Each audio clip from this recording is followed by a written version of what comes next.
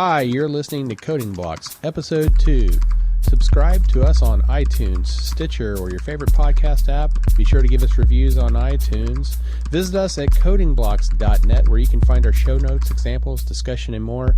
Send feedback to comments at codingblocks.net. All right, so welcome to Coding Blocks. I'm Joe Zach. I'm Michael Outlaw. And I'm Alan Underwood, and today we're discussing boxing and unboxing. Yeah, so we wanted to give you guys like a real-world example. And Grand Theft Auto just came out, the new version. And let's say I wanted to ship a version or a copy of it to Michael because he's the outlaw. That joke never gets old. And depending on how I'm shipping it, you know, whether it's UPS or FedEx or DHL, whatever, the shipper doesn't really know what's in the box. They know how much it weighs, but they don't know it could be flammable or fragile. They're supposed to know if it's fragile, but in any case, the recipient knows how to use it, and it's their responsibility to know, but the shipper just cares that they can treat it like any other box. They can put it on their planes and trains and trucks and get it to the receiver, and that's all they care about. And it's up to the recipient to know what to do with it. It's a little bit like our topic this week. We're going to be talking about boxing and unboxing. I just want to give you a little background before we get started. All right, so that leads us into the stack. And just a real quick overview of the stack is there is a very small piece of memory, and I believe it's 1 megabyte by definition, of variables within a method that actually go onto the stack. And I think Michael's going to give us a little bit of information about the type of variables that go into the stack. Well, yeah, okay, so we discussed that. What are the value types, right? I mean, we've said that there are different types like int, decimal, char, string, etc., structures in enums. But what does that mean, though? Right, so value types have a fixed size, which is to say that an int 32 is always 32 bytes, whether it's -1 or 32 million. It's always 32 bytes. And the compiler knows exactly how much space to allocate for value types because the values are copied, as Alan just said. And so you can't store a reference type on the stack because you don't know how big that thing's going to be at runtime. And so you have to store a fixed size pointer to that object on the heap. And that's actually one of the reasons why arrays are reference types instead of value types. Yeah, and so everything that goes onto the stack is actually a last in, first out. And if you've dealt with arrays, you know of the push and pops, or any stacks you have push and pops. So basically every variable that comes into your method gets added to the top of the stack via push. And then as the method exits, then those all get popped off the top of the stack and you move out. So the thing about these value types is when they get automatically added to the stack, you know at compile time, as Joe just said, so you know exactly how much memory needs to be allocated to that method at the time that it starts running. The compiler already knows that. And the other important thing about these stack variables is they literally only exist for the term of the method. So when that method opens up, those variables are allocated, they're put onto the stack, and then as soon as your method is over, it exits and all that memory is deallocated and is now available for the next method call. Referred to as the scope, right? Referred to put that in normal the scope of the method, language, right? It kind of begs the question, like, okay, so we've talked about value types, but what does this mean for reference types, right? Like, where are they stored? So Joe kind of already threw out some information about reference types and you know, when he brought up the arrays and everything. So where are they stored then? Why don't we discuss that for a moment? So your reference type variables, they have their data stored on the heap, but there is actually a pointer that is stored on the stack that points over to that particular location. And when this happens, these variables enter into what are called generations on the heap. You have generation 0, which are short-lived heap variables that get collected frequently by the garbage collector. And generation 1 stores variables that live on there longer. So anything that kind of gets passed over a few times in the generation 0, those go down to generation 1 and get collected less frequently over time because they're more expensive. And the other important thing to know about reference variables is, unlike stack variables and the value types, these things can actually live long past their the scope of the method that they're in. So even though your method is gone and all the stack variables have been deallocated, your actual objects and values that are over on the heap, those things still exist until garbage collection comes and picks them up and cleans them out. Okay, so we've given an overview of value types and for reference types. And so what does this mean then are the benefits of reference types, right? So why don't we discuss that for a moment, right? So as Alan mentioned before, value types are known at compile time, what the size is going to be, and they can go ahead and be predefined what the allocation is going to be for that. But reference types can be dynamic in size. So we don't know what the size of that's going to be except for the pointer that's going to hold the address location. But the actual, the data, that blob, it can be dynamic and grow in size as needed on the heap. So that's one benefit of a reference type over a value type. Right, and that's really important because the default stack size is actually 1 megabyte, and it's configurable, but 1 megabyte is nothing compared to the gigabytes that your heap could be. And another big thing to know is you would have absolutely no such thing as object-oriented programming without this heap. Right, like imagine writing a word processor with only, ints and date times. Right. Okay, so here's the trick question then. What about nullable types? Where does that fall? Take a guess. Reference types, value types? Yeah, we actually had to Google this one. So basically, your nullable types are actually instances of a nullable struct. So they are actually value types.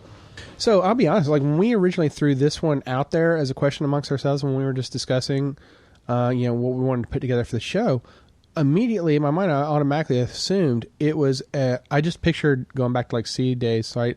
Just a void pointer kind of type, like it would define that at runtime what the type was going to be. But I pictured it was a pointer to an object that was on the heap. I was really shocked when we learned that it was a nullable struct. Yeah, and it makes sense because it's way more efficient. But yeah, I think we all kind of guessed it was going to be an object, and then. Well, I think it's like one of those scenarios where maybe too often we can kind of like fall into a pitfall where like we'll just assume like, okay, well I think this is how I would implement it, so that's probably how it is, and then you don't bother to look into it. And so it was really interesting to learn this detail when we actually did dive into that one. Yeah, I think part of it is when I hear the word null, I think reference type. Mm-hmm. So usually those. Not usually, but a lot of times those value types have some sort of default value like int is 0 or boolean's false. Yeah, okay, so we've given a basic understanding, right, as to the behind the scenes of how the memory is dealt with here. So Joe, can you tell us what is this boxing and unboxing thing that we're trying to describe here? Sure. So to put it plainly, boxing wraps a value type inside of a reference type and stores it on the heap. So if you remember, we said that value types are normally stored on the stack because they're fixed size and we get a lot of benefits from doing that. So boxing wraps that value type up inside a reference type. And unboxing almost does the reverse. It converts one of these wrapper objects back to the value type on the stack. Okay, but wait a minute though. So it's not exactly the exact operation, right? So boxing is not. You said that the boxing puts a copy of it over there, but the unboxing operation is not the exact opposite. The unboxing operation is just simply getting an address to the value type that's contained within that within that piece of memory there. Yeah, but that all really depends on which source you choose to believe, because Michael, I think they were using what was it, the Bible? Yeah, the C# for CLR apparently, or CLR via C#. Yeah, so that's where they got their information. But if you actually go to MSDN, and we'll have a link to both the book and this, but on MSDN it actually says that it's literally the opposite. You make a copy and you cast it. But okay, so there is some conflicting documentation out there, right? But in our own conversations about this, though, I'm kind of guessing that in a managed code scenario, right, what the MSDN said is probably 9 times out of 10 going to be right. That the copy operation does follow getting the address. But if we discuss an unmanaged operation, then you could kind of see where the two could be separate, where unboxing would just simply be getting the pointer to the value type contained within, but the actual copy operation would be an optional and separate step from that, right? So, it kind of depends, and I'd be really curious to see behind the scenes, like if it, which one is correct, right? Right, because right now it's basically definition differences. So also, Jeffrey Rector is the man, so he gets my benefit of the doubt. Is this our CLRC sharp guy? It is. All right, so boxing and unboxing have a bad name in the blogosphere, Stack Overflow, forums, and other wretched hives of scum and villainy. And there's a reason for that. Actually, there are 7 reasons for that. 7 deadly. 7 deadly sins or reasons. Yeah, I kind of fell flat on that. Oh, should we want to try it again? Well, I didn't. No, we're good. All right, well, we're just going. All right. So number 1, boxed values take up more memory. So you want to expand upon that? Sure. So we said when you're talking about the stack, a 32-bit integer takes up 32 bits. But when we're taking that and throwing it over on the heap, we actually have to add in the size of the pointer to that object in the heap, as well as the sync block index, which is used for locking.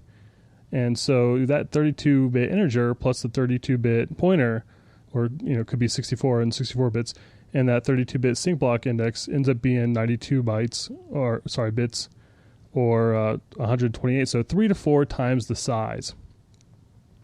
That's pretty scary. So much for your light little integer. Right. So number 2, box values require an additional read. Okay, as compared to on the stack. Define that. Sure. So a value on the stack is just right there. Boom. No pointer. We know exactly the size of it. We know exactly how to read it. So 32-bit integer is just, boom, these 32 bits.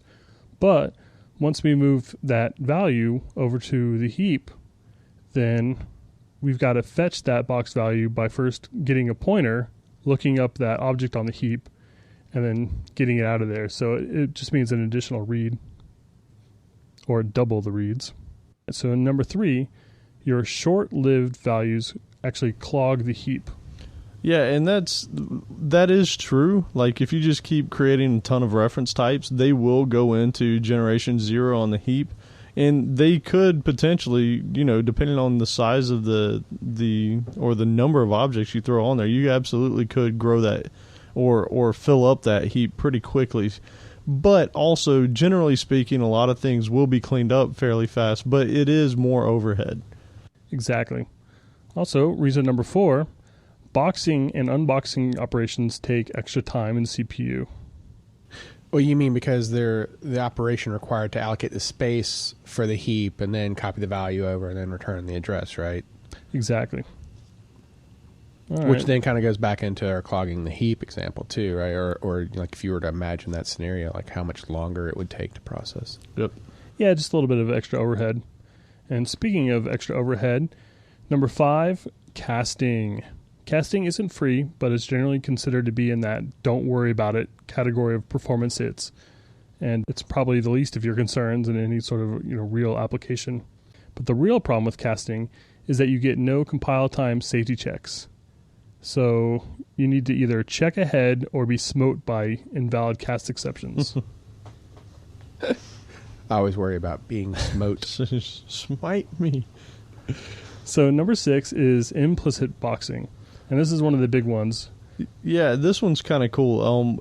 Basically, an easy example is when you're doing like a string.format and you have value types nested in your string.format as parameters for the string. Like you might have an integer and a date time and a string in there.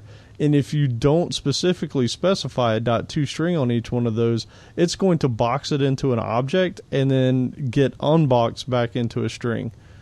So literally then if I had, and my curly braces 0, and then I was passing in a number. Then let's just say it wasn't even in a variable, just hard-coded number 1. Yep. You're saying that's going to get boxed in unless I were to call a 2-string. That's correct. It'll get turned into an object on the heap, and then it will convert it back to a string. So that's an implicit one that most people don't even know about. Sneaky. It is. All right, so number 7, finally, this is the big one for me. They are almost completely unnecessary. Generics solve most of these problems. Mike will be talking about that in a little bit. And we'll also be talking about some of the reasons that boxing is still around. But for now, just remember that boxing and unboxing is big, slow, ugly, sneaky, and largely unnecessary. Okay, so with that, let's get into some of the unintended consequences as they relate to interfaces, right? So in our previous episode, we focused on interfaces, right? And as it relates to this conversation, there's still some conversation left to be had, right? So interfaces are defined as reference types within the language, okay? And why are they reference types? I would have thought they'd be value types. I mean, there's not a whole lot to an interface, right? Okay, so interfaces are reference types, right? Because they can represent objects, and you're not going to necessarily know that ahead of time until the developer has written his code and it's compiled. Okay, so we're not talking about the interface as it's written. We're talking about like the object that's got that interface applied. That's implementing it. Right. Yes. That's right. Yeah. Okay. And so going back to the unintended consequences that are related to that, right?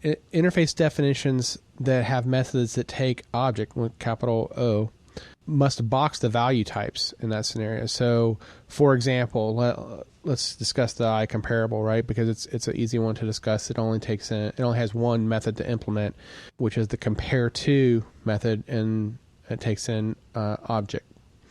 In that scenario, if I had a class, let's just call it my class, and I wanted to implement I comparable compare to, and I expected the users of my class, the other developers that were using my class, if I expected them, the behavior would be that they would pass in an integer, then that integer would have to be boxed every time they called that method, that compare to method. And furthermore, they might not even realize that they're calling it. And this goes back to Joe's point about them being sneaky.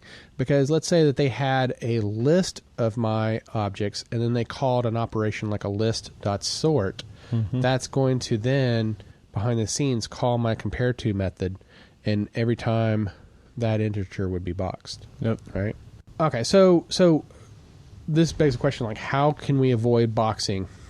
Right, and we can try to avoid boxing with generic interfaces. So, but before we get into that, we've mentioned generics a few times, and it might be helpful if people actually understood what a generic was, and more specifically, a generic interface. Okay, so a generic interface is an interface that's defined as, it takes in T, right? So you got the less than n T.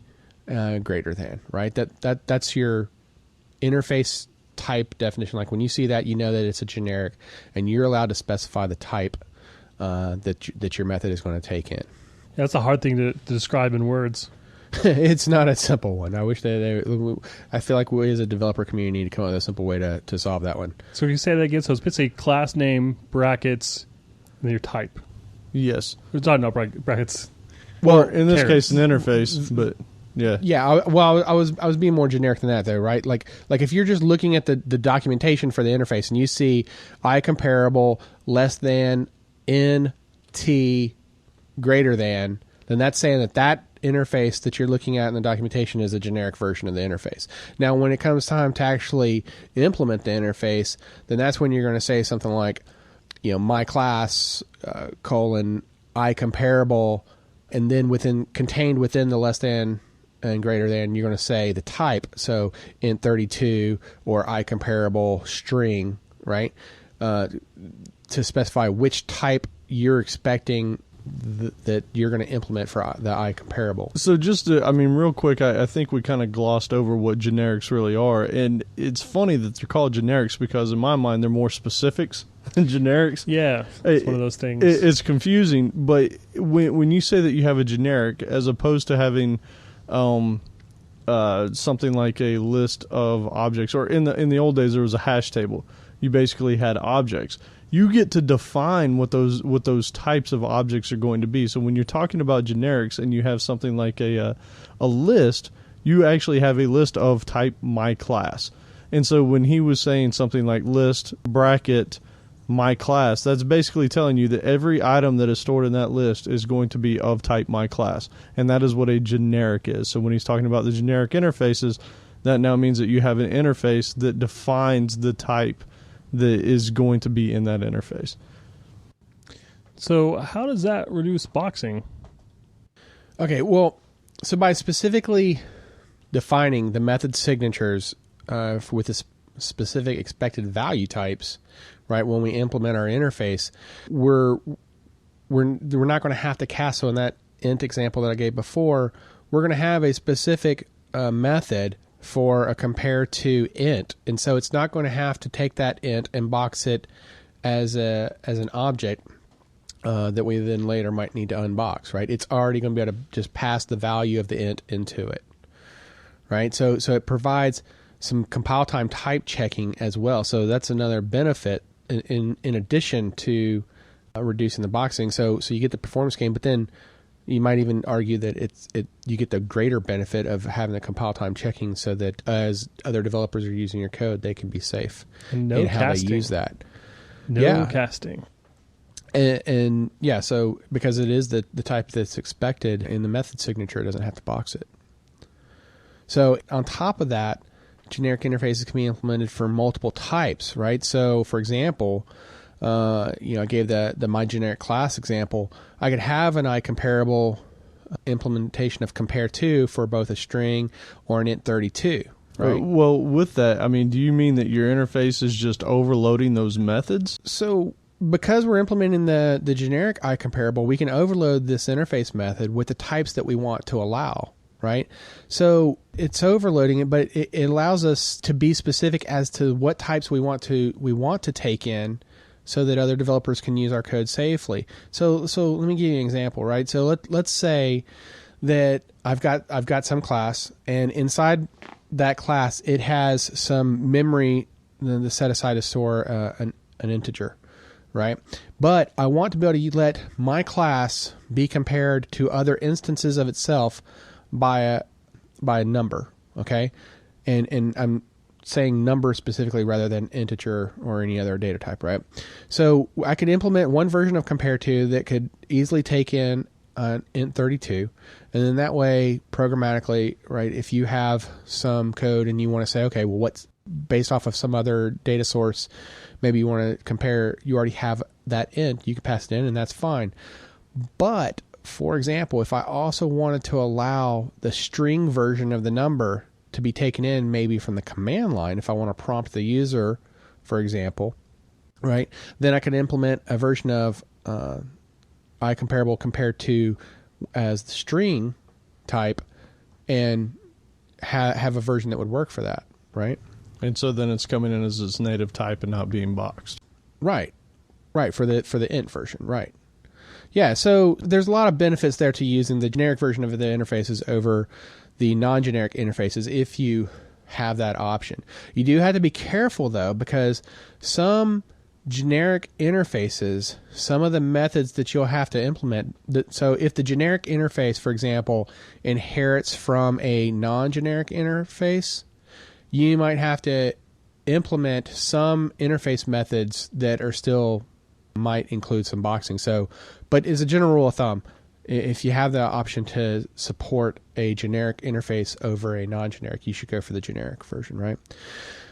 So earlier we mentioned that boxing and unboxing is almost unnecessary, but let's discuss why there still is a need for boxing and unboxing.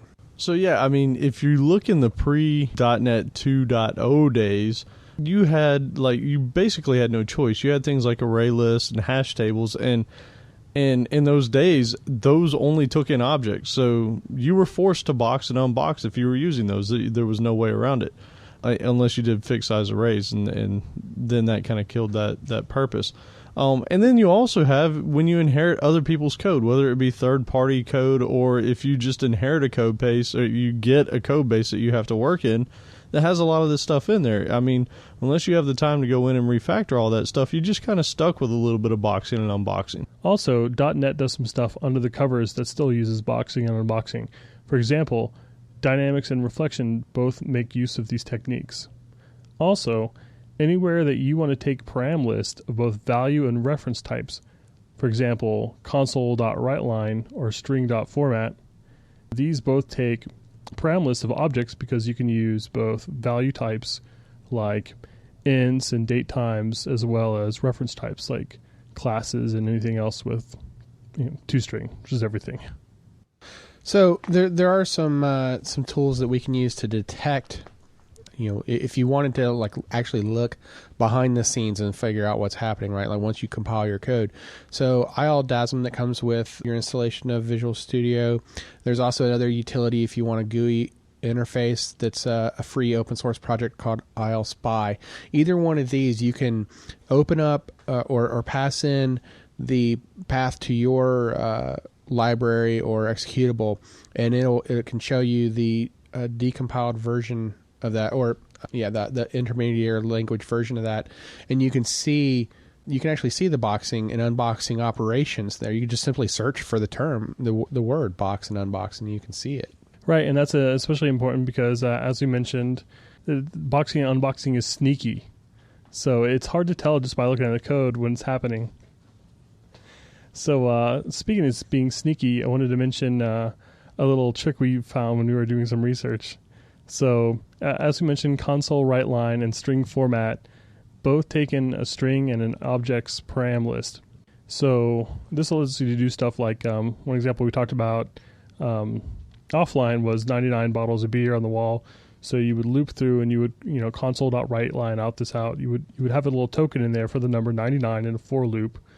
And unfortunately, what ends up happening is that number, as you count down from 99 down to 0 or 1, ends up getting boxed that many times.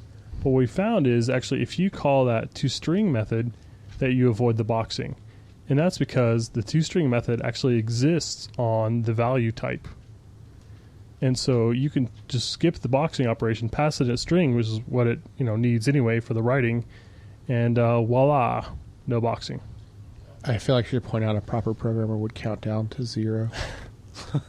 Yeah, I wasn't sure. I couldn't remember. I've never gotten that far down in 99 bottles of beer on the wall.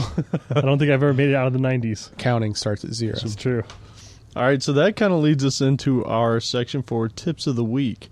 So this week, I've got just a little one that's might be helpful for any of you out there trying to debug your programs. You can actually assign labels to your breakpoints.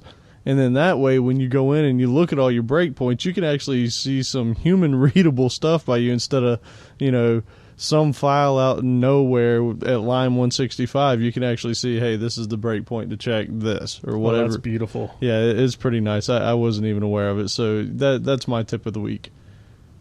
All right, so my tip of the week is going to be a little bit different, right? So I've actually had a few developers that have over the course of the years have stopped by and they'll see my workstation area and my Windows layout and they think it's kind of odd. So it's like the Bat Cave.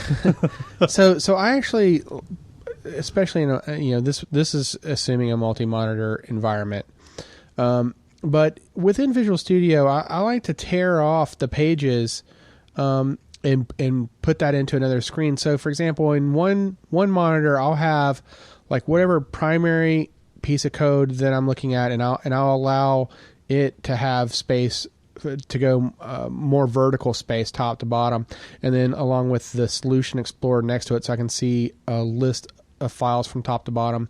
But then in the second window, though, I'll have another set of files, and I might have one of them available that's just there for reference purpose, maybe like if I'm working with someone else's class or interface type, and I just want to be able to make sure, like, okay, yeah, that's the method that I meant to call. But then, underneath that, I'll also have like maybe my find results or my, like if I'm actually going through the debugger, I might have the output window, the locals and watches and whatnot. Also on that second monitor. So, I guess basically the tip here is that, use all of your available space if you can. Because for me personally, I've gotten so accustomed to that type of work environment where I can just have a lot of information in front of my face without having to go searching for it, that when I almost feel crippled when I go back to an interface where like I have only one thing to look at. And so that's my tip. And real quick, just so you understand, when he says he tears one off, what he means is he literally clicks on a tab of an open file or whatever section he wants to kind of split off into the other monitor, and he drags it over there. So that's what he means, because when I first saw him do it, it kind of blew my mind. I was like, wait a second, you can do that without opening Visual Studio twice? Yeah, for whatever reason, that totally blew my mind. I'm spoiled. I've got dual monitors at work and home, but it just never occurred to me to try and split up Visual Studio into multiple windows. And it's just amazing when you see Michael working like that. Yeah, and I'm not. Over the years, I've had surprising to me at least, but I've had several people that have commented over the years about the way that I have my Windows layout. And like I said, I've grown so accustomed to it that I just find that it's the easiest way, because I have a lot of information, especially like if I'm actually walking through debugging, right? I can see all my breakpoints in one window. I can have something else open for reference purposes only, but then I can see all of the the output that's coming out. I can see the locals. It's just really helpful to me. Yeah, it's sweet. Yeah, and my tip is I wanted to mention there's a really nice free decompiler that you can use from JetBrains. It's called .peek. That's spelled out DOTPEEK. .peek.